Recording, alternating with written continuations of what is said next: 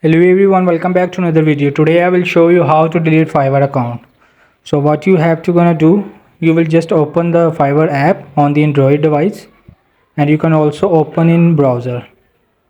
So you can go to the settings, scroll down to find Fiverr settings, and there is you will see there is the option of account. So you will just click to the account and you will deactivation or deletion.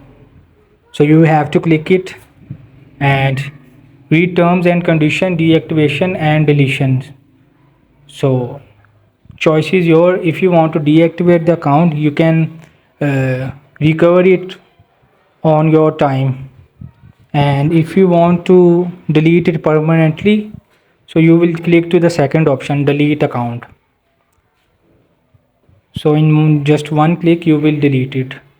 So if you want to delete it, you will click to there, continue to account deletion, or if you want to deactivation, so you have to click it deactivation. Hope this video helped you. Please don't forget to like and subscribe and get notified for more videos.